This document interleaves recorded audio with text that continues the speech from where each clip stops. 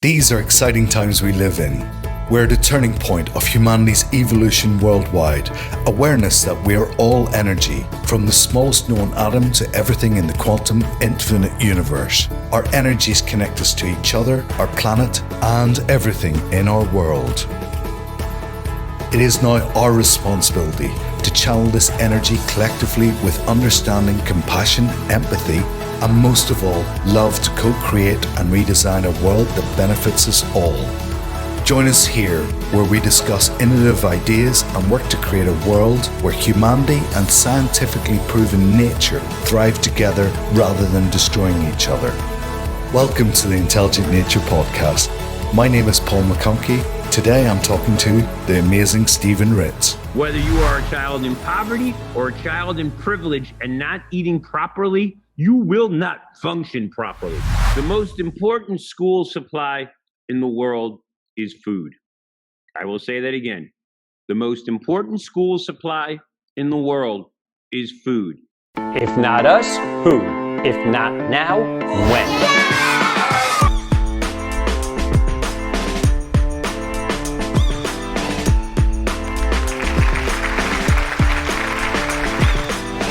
Stephen Ritz, an absolute pleasure to meet you today. Brother from another mother, the humanitarian, the man from the Bronx that is raising humanity and children up. How are you, Mr. Ritz? Hello, Paul. Assalamu alaikum, and good morning to you over there in UAE. So, Stephen, can you tell everybody here on the podcast how we met and what you were doing in the UAE? Tell me about your mad adventure around the world. Well, my mad adventure in UAE is really about cultivating people. It's about urban farming. Certainly it's about education. But what it's really about is growing something greater and working with people. I like to say I am both a seed spreader and a peace promoter. So it was partially involving the Kulna project. It has to do with my work with ESOL education, and my other brother from yet another mother, the Green Sheikh, some of the work that I've been doing with Sally Musa, and of course the work that I do out of Sustainable City and at Dunecrest American School. What was your experience since you've been leaving? You left the UAE, COVID hit us. So tell me, what did you arrive back into and what did you do about it? Well, first and foremost, I hope all are well.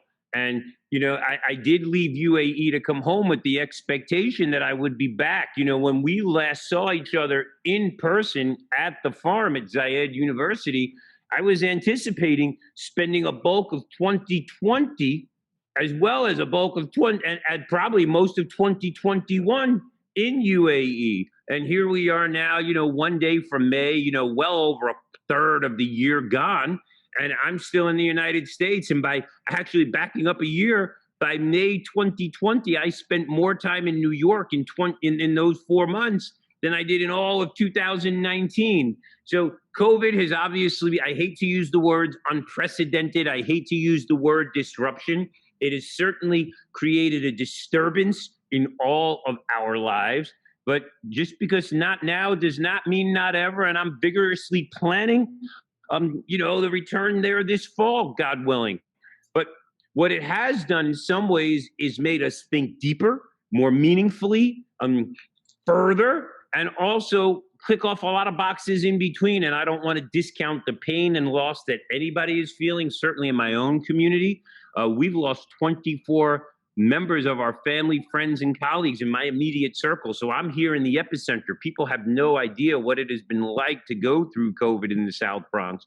But collectively, and just like we're doing now, the power of the internet has transformed everything. And literally since last summer, now close to a year, I've been speaking with thousands upon thousands upon thousands of students each and every week across the globe, not only across UAE, but across the globe.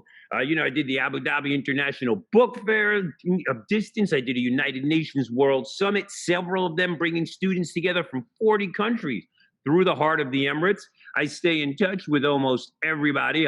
my biological clock is a little screwy. I'm a screwy wabbit, so to speak, like Wile E. Coyote, because of the time difference. So my evenings, my days sometimes start at midnight here in the United States, and then allow me to connect with people on your side of the planet, and then come to work here.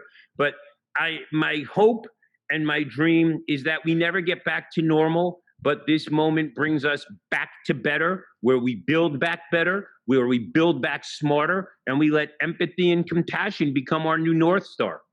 Tell me, you not only you started off in the Bronx like a seed, you grew into a tree, and then you decided that you wanted to go bigger, larger, and you wanted to spread like the winds of seeds in the sky. You wanted to spread the news. So tell me about all these other different areas of the world that you've been in, especially when it comes to America. So right now, on a day-to-day basis, Green Bronx Machine touched 50,000 students in 20 states across the country here in 5 nations, and we're just getting started.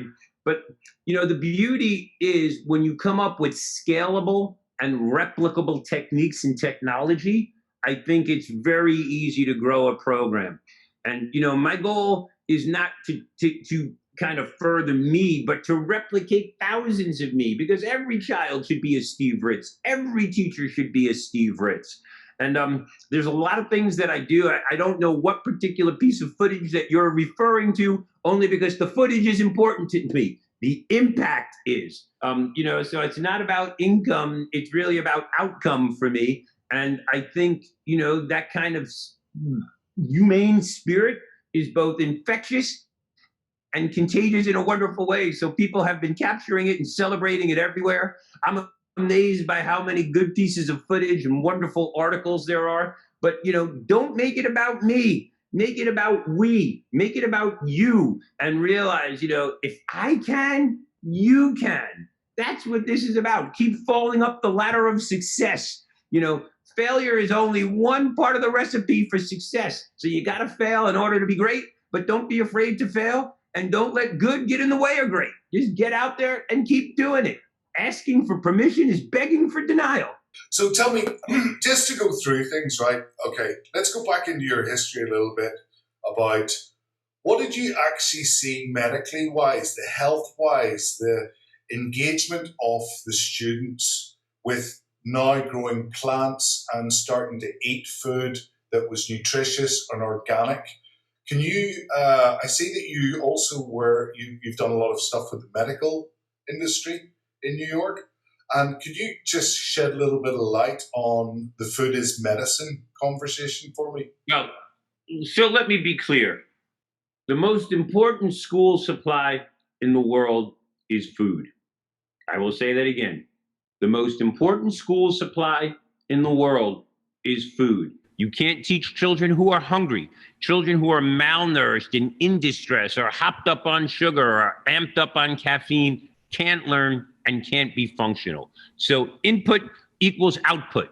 So for me, food is medicine and medicine is food always. That's been one of the biggest revelations we've had.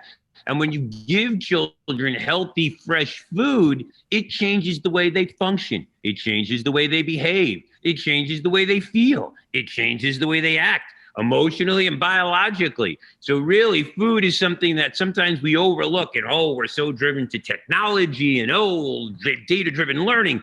All of that important. I'm not discounting that for a second.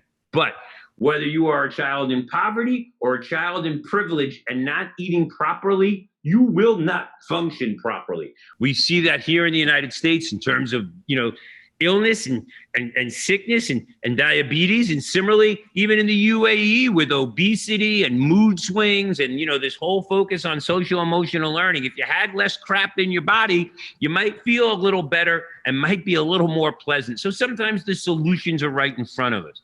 Now, what are we seeing when children eat better long-term? We're seeing better attendance, better functioning, more excitement around school, less mood swings. And all of that leads to better performance. And, healthy eating not only builds your immunity, it also puts unity in our community because children are working together collaborative around growing food. I'm here in my classroom, 4 stories up today in the South Bronx. You look behind us, there's the farm. We've got lots going on. So make no doubt about it. Food is the most important school supply in the world. And when children are well nourished and seeds are well planted, epic things happen. Amazing. Now, in saying that there, right, so talking about education when it comes to this here, what do you see as the biggest obstacles? It seems to be a buzzword now in the education circles that are facing educators worldwide. There have always been obstacles, but the greatest obstacles are the challenges that we put in front of us and think that we can't solve. So I don't see obstacles, I see opportunities. I think some of the big issues happen to be right now around really seeing children as who and what they really are, as human beings rather than the sums of data points. You know, there's no fixed trajectory for a child. And I think that people really want a guarantee. I think parents in the private sector feel that, if they're paying X amount of dollars for tuition, they're going to get a specific ROI. And the problem there with that mindset is that we forget that we're dealing with human beings. There is this thing called biology that happens. I like to think that a rising tide lifts all boats. And until we move away from the notion of me, and build on the we, I think we're going to see a dysfunctional school system. And whether that's in the private sector, the public sector, in wealthy communities, or communities around the world. So for me, empathy and compassion need to be our new North Stars. And the reality is, if nothing else, we have now learned that there is just so much information out there. The notion of education has changed. We no longer need sages on the stages or guides on the side. What we need is co-creation, cooperation, coalition. Those are the things that are really important. For everything else, there's YouTube and Google and the ability to be self-directed as a learner, to get online and find what you want to learn, and to have access to it if you have a device. But the basic human skills are still very, very, very important. And for me, I always say the children are far more than the sum of their data on a spreadsheet. You can't eat money, and you can't breathe, and you can't breathe data. And and let us also, in this age of climate crisis, global warming, increased population, and food insecurity, let us remember that the Green New Deal should not be confused with the Screen New Deal. And no matter what, you can't eat a laptop. So it all comes back to food. It all comes back to how we engage with each other. It has to do with issues around justice, courage, empathy, compassion, equity, and inclusion.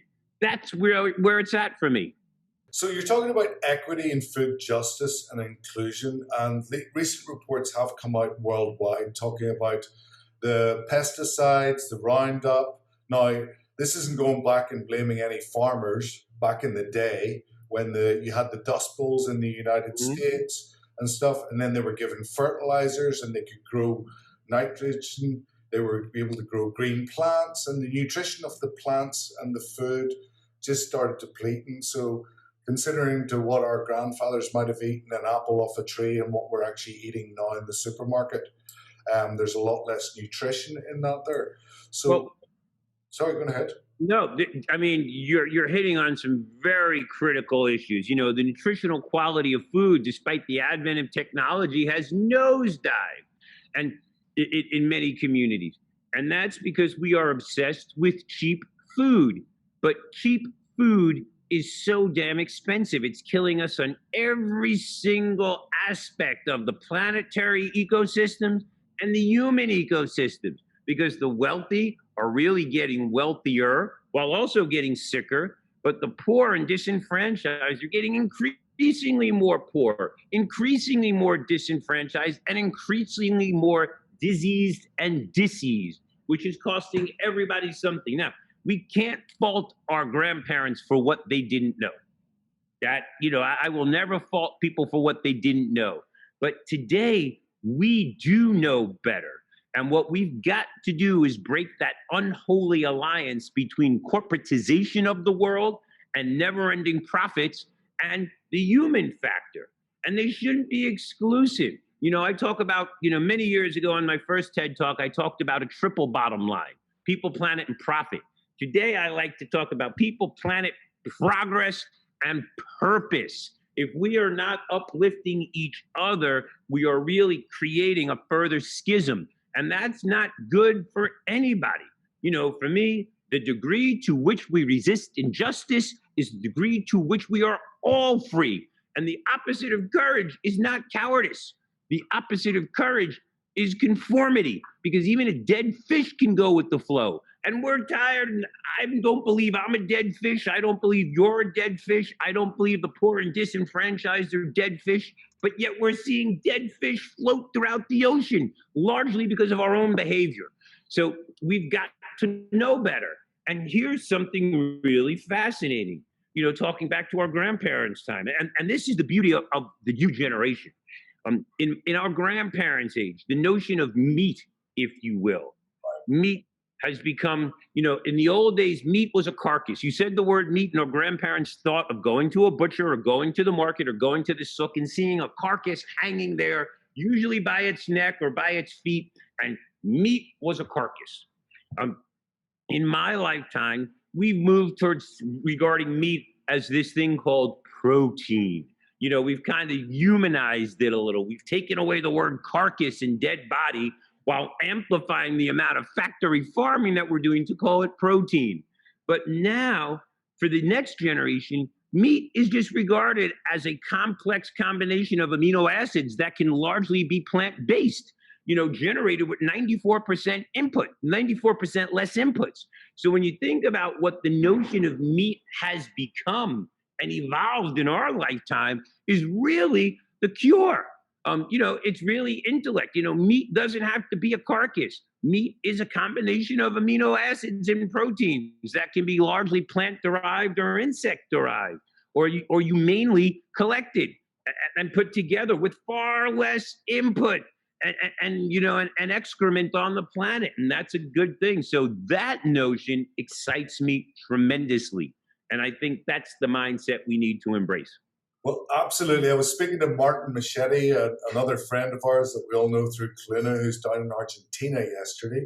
And he was talking about the regenerative farming, but he was talking about having cows. Say we took Australia's got 70% grasslands, and you had thousands of cattle, but they were moving, So they're not concentrated methane gases being fed up into the atmosphere, which seems to be one of the climate control kind of crisis arguments that they're making right now. But if they were grazing and stuff, they'd be creating more soil, more grass, more biodiversity in the soil, and that biodiversity would become a massive carbon sink, which would be offsetting any petrochemical industry that we have presently at the minute. 100%. I mean, this obsession with cheap food and big food has got to end. And realize, here in the United States, there is an unholy alliance, if you will, between corporate America and profits and poverty and hunger. You have people who are working, families who are working full-time jobs, making minimum wage, who can't feed their families the good food that they try and produce. And that is absolutely immoral to me. But those same companies that are paying these people minimum wage and making huge profits then turn around and get this massive tax write-off for donating food if people are willing to stand online to wait for it, around working 40 and 50 hours. So the unholy alliance between corporate America and corporate profits, and just corporations in general, and food insecurity is crazy. Capitalism has created and enshrined charity as our default response to food insecurity. And that's not my quote, that's Paul Taylor. So let me be real clear. But let me say that again. Capitalism has enshrined charity as the default response to food insecurity. And that is wholly wrong. That is rooted in, in white supremacy and colonialism and all those other issues. But we can end hunger and poverty tomorrow. The question is, do we have the will and the appetite to do so? there are a lot of people, there are a lot of this for-profit, nonprofit complex. And I don't want to knock any nonprofits. I believe inherently people get up and want to do good. But the for-profit, nonprofit complex has just become, a false myth, a Band-Aid on a cancer that we literally have the ability to eradicate if we go about it. The savior solution, if you will. We've got to start looking at equity at the bottom, and build robust and inclusive food systems that look at where we produce food and how each and every niche in the supply chain is treated equitably as opposed to being exploited. And if we do that, people will be lifted out of poverty. Good food will be elevated. Cheap food will be eliminated. And all the damage that cheap food does, whether it's knocking down the rainforest or, bathing our foods in fossil fuel and palm oil and all that other crap that's ridiculous. And it will build social just systems that create inclusive, circular, local economies, which is the answer to everything. Now, that may disrupt the top 1%, but it's time that we rise up and start thinking about that. It really, that's it. Philanthropy should not be something that makes a couple of wealthy people feel good. Philanthropy should be something occasionally, sprinkled with a social media post and a little influencer driving it. Philanthropy should be used to permanently end problems. It should hurt. Corporations should give to the point where it hurts, where it almost really bankrupts them, because that means that they're going to build something far better long term. So we've got to see the world more than just, quarterly returns on investment. But that's a whole nother conversation, but it really gets to, equity and inclusion and diversity. So, okay, right. So now as well, I know that you're an absolute advocate of the organic movement, of food as medicine, of enterprise, social enterprise especially. So, for instance, one of the things that I keep thinking is exactly what you've just said there, right? If we could give proper organic food to absolutely everybody in the world, and from the ground up type system, what you've said about the kids and stuff, then you're going to get more intelligent human beings, less disease. They're not going to be worried about eating. So it's a collective in that there sense. And this can happen right across the world. Do you know what is stopping this? Is it just man's greed is stopping this? Systems of permaculture and regenerative agriculture? And we're actually talking pennies on the dollar, right? We're not talking. Right, we're talking pennies on the dollar for sure, but we're talking about, the true viruses that exist in society. And, people like to blame the coronavirus. And, the coronavirus, has been coming for years. It's a reflection of our more, now, me mentality. But the coronavirus, if you will, is emblematic of the three largest viruses that have existed since man stood upright: greed, corruption, and racism. And, we've got to start understanding the notion of interdependence, which is what, regen is all about and restorative practices are all about. It's got to be more about we and less about me. I grew up in a world where we loved people and used things. And sadly, we are in a world that loves things and believes it's okay to use people. And inherently, that's wrong. That is inherently wrong. And, we've got to adjust our moral compass. And I think the appetite is here for that. So let me be clear. While I'm pointing a finger and saying this is the problem, I also believe now more than ever, there is a growing appetite to solve that problem. And I applaud all of those who do it. And whether it's a huge transformative change or a small, simple change that adds up, the ability to drip kindness into your corner of the world collectively can literally fill the cup for everybody. But it's time for some big systemic changes, and we're going to see them happening, only because the reality is that the world gets bigger, hotter, or I should say smaller, hotter, and more crowded.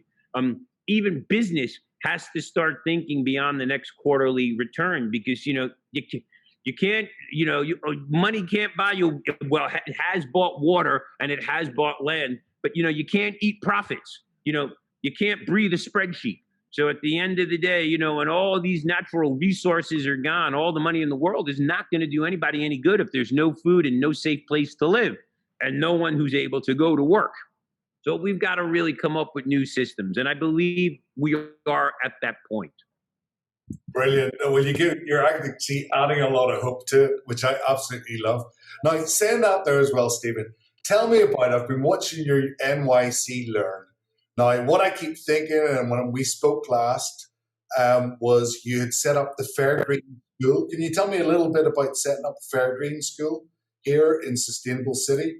So obviously, I think Sustainable City is one of the greatest triumphs of man and mankind and humanity. And if you look how successful it has been, A, as an investment, B, as a community, and C, most importantly, on footprint, that is a model we can replicate. I couldn't be more honored to have been part of the birth of Fairgreen International School at the Sustainable City, part of a larger network of ESOL education schools, which I'm also very much involved with, even the sister school in UAE, Dunecrest American, which is growing copious amounts of food right in their lobby. I mean, think about it. These young children are really growing up with a plant-forward attitude. And with every single burger that we keep out of their bellies, from, primary years for the rest of their lives, that's 400 gallons of water we will save, untold amounts of methane, and God knows how much carbon sequestered. So I want to really take my hat off, literally, to ESOL education, my friends at Fairgreen. But what we've really grown is a sense of empathy and compassion. No one wants to be with those children and my colleagues more than I do. But I'm not alone. Literally, the internet has connected us in many ways. I've been more in touch with them than I've ever imagined. And the impact has been greater because it's forcing them to do something locally instead of me coming in. But make no doubt about it, my heart, my soul, and my spirit yearn to be with my UAE family, and I can't wait to be there for sure. But I've been able to connect with people around the world around this movement, and that's the most important thing. But yes, the Sustainable City, Fairgreen International School, Dunecrest American School, some of the proudest moments of my lives. But equally, some of the most proud moments of my lives happen right here, one-on-one with children each and every day. And that's, if you have the ability to touch a child's life and make a difference, that is huge. And we should never discount that. I always say, each one teach one. And you don't have to be great to start, but you have to start in order to be great. And who knows what seeds you plant. You can't go from seed to harvest, no matter what you do, without cultivation in the middle. And for me, it's really about cultivating attitudes, mindsets, farms, students, plants, and an appetite for a more just and humane world. And when children understand about factory farming and the ethics behind it, they really want to change the world. And that to me is very exciting because the power of youth and the power of the internet and the power of voting and your fork and your wallet and the decisions you make daily are epic. So this is our moment. And I do believe collectively we will rise. Literally, we have to. So I've seen also online you're getting traction and you're building a big presence. You've literally made your own education pack for teachers. Yes, let's learn. Tell me about that education pack that you're offering to everybody in the world. Very proud of Let's Learn. And Let's Learn is a local TV show that we generated here, which ensures that my reach forever exceeds my grasp, because that's the power of the internet. And it was born largely because here in New York City, one of the greatest cities in the world, has over 110,000 children disconnected from school. Many of them with no internet, spotty internet, no devices. So first and foremost, in partnership with New York City Department of Education, we launched this show on public education, on public TV. So you didn't have to have a subscription. You didn't need a fancy box. You could just literally see it anywhere. And sadly, so many of our children in New York City are in less than what I call acceptable conditions. The parents don't have the ability to be monthly subscribers. Giving them free access to something great, something educational, and something connected that connects them to a sense of wellness, sustainability, empathy, compassion, and unity is the most important thing I can do. So let me see. I have some of my cards here. We have all kinds of amazing characters on Let's Learn, from Sam the squirrel to General Sequoia the tree to everybody's in love with Leslie the ladybug. And these voices that you hear are actually children's voices. So it's a combination of living people, because all the data tells us that children can only watch but so much animation, but who they really learn from is a kind, compassionate adult that they aspire to know or be. And I welcome that responsibility so that I get out there. And, I've always got what I call a big word alert. I'm proud to shepherd Bobby the bear and Sammy the shark, who gets lost in the Hudson River and has to get back to the coral reef, and Patty the pigeon, the world's newest and actually still living dinosaur, to connecting kids with great opportunities. So please, I think, we can go take a look at the trailer, but please go to greenbronxmachine.org. Yeah, go to the trailer and go to greenbronxmachine.org/let's learn. Welcome to my class, students. Hi, Mr. Ritz. Hello, Mr. Ritz. Ahoy, Mr. Ritz. Hi, Mr. Ritz. Hi, Mr. Met. Jason Latimer, the world champion of magic. I wonder, what is a seed? Are there any dinosaurs living today? Why doesn't the big blue whale have any gills? What are those two moose doing? I have so many more questions. Let's go! Whoa, where are we? Big Blue is the length of 3 whole school buses or 1 basketball court. That's so cool. This Titanosaur is 122 feet long. Can you imagine a tree that big? Leslie, are you home? Big word alert. Step right, step left. I'm doing it, Mr. Met, I'm doing it. E-I-E-I-O. See you next time, students. Because everybody should learn, and learning should be fun. And there are a bunch of free activities on the website, free coloring books, free resources. And it goes to show you that if I can, you can. Because it was just one person wanting to make a difference. We do it all here at school with an iPhone. It's no fancy production. It's me, the children, a videographer, and a commitment to be kind, caring, compassionate, cheese hat wearing adults and children who are determined to make a better world and get to know their neighbors and live in unison together. It's absolutely awesome. So what I've noticed is on your website that you have a full teachers package there that is able to download from your website. And does that give a full curriculum for the teachers to be able to train the kids anywhere in the world? So what we have is, believe it or not, we have the Green Bronx Machine classroom curriculum. I have a copy of it right here somewhere. It is over 300 pages, 600 links, day-to-day activities around growing food in school, aligned to Common Core, Next Generation Science Standard, the Sustainable Development Goals, and International Baccalaureate. On the website itself is tons of professional development, a lot of 4-minute videos that teachers can watch in between passings of period, on the bus, on a device, that really empower them, inspire them, and engage them. All of those lessons are aligned to the use of an indoor tower garden, which we have here in my classroom and which we have been bringing across the Gulf. And remarkably, the curriculum is now available in Arabic, completely in Arabic language. So we are connecting with community. My goal is to get it out there in Mandarin, Spanish, Italian, Farsi, Japanese. We've had tremendous amounts of interest in Hong Kong and Singapore and Korea. So again, had I been showing up and just talking to 500 kids at a time, one at a time, it would be a lot of fun. It would be the traditional model. But now we are really looking long-term within the next 18 months to scale in ways that we've never imagined. So it is truly exciting. But yeah, there are a lot of resources on both the Stephen Ritz website and the Green Bronx Machine website. Of course, you can connect with me on LinkedIn. That's STEPHEN, Stephen with a PH, Ritz, RITZ. And, and follow us on social media. Sign up for a newsletter. We're really good about democratizing information and giving people access. That to me is what it's all about. You know, I like seed spreading and peace promoting.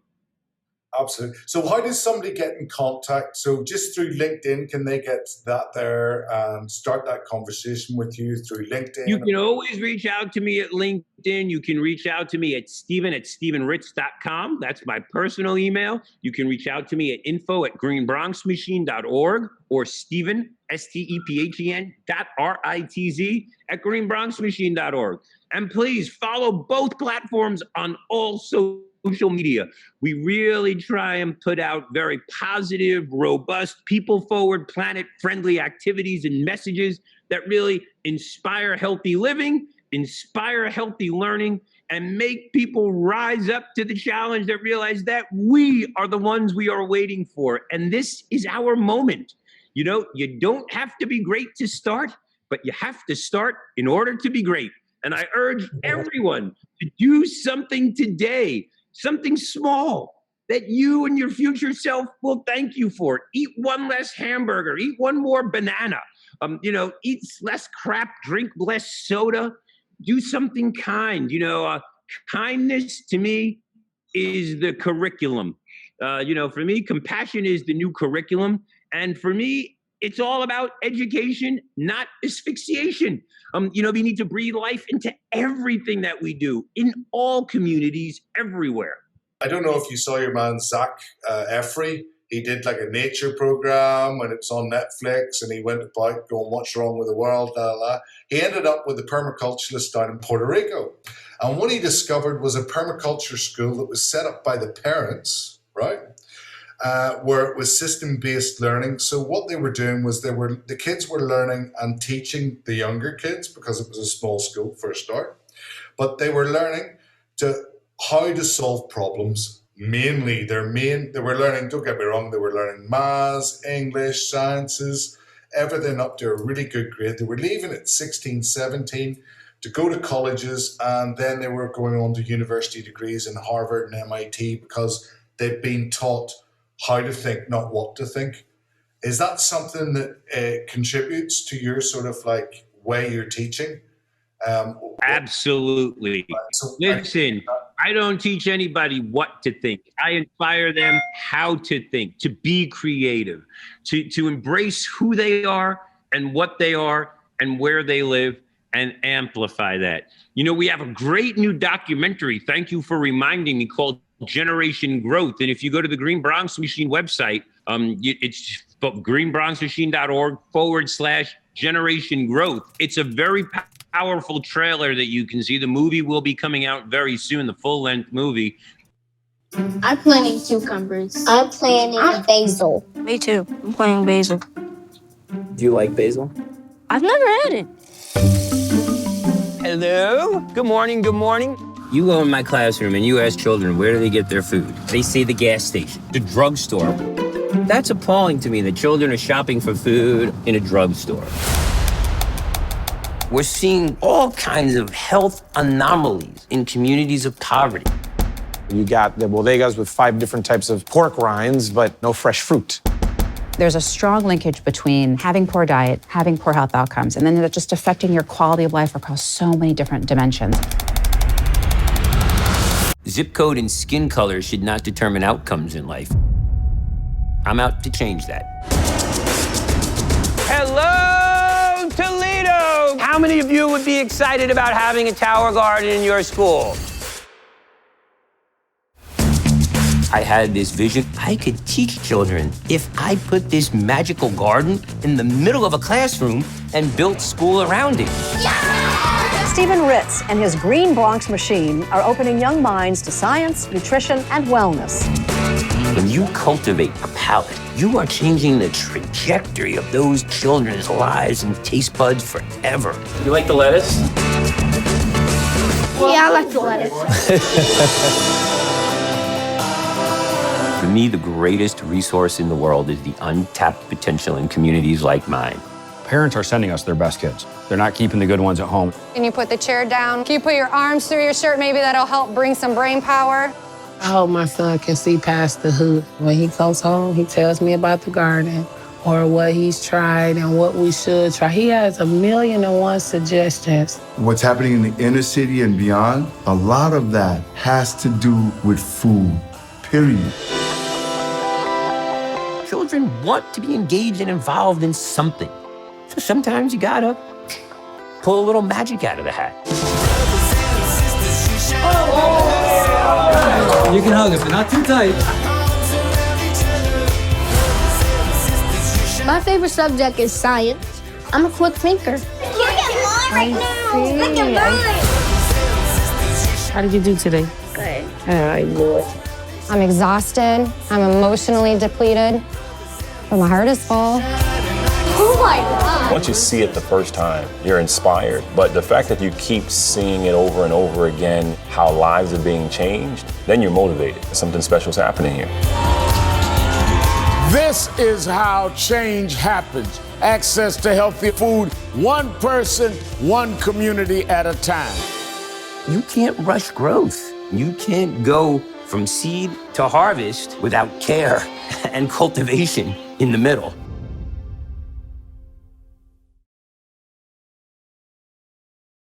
It really speaks to children working together. It's about solving problems. It's really about empathy. It's, you know, my goal is not to be my brother's keeper. My goal is to be my brother's brother, you know, and deal with people and treat children the way I want to be treated and the way I would like my own children to be treated. I never want to discount the power of intergenerational learning. To me, it's one of the most fundamental, critical things. Listen, I stand on the shoulder of giants, and those giants are my parents, my grandparents, my foundational elders. You know, I have a community here of aunties and grandmas and uncles and big sisters and little sisters who all look out and care for each other. And when you think about what that means to the world, that is truly a village.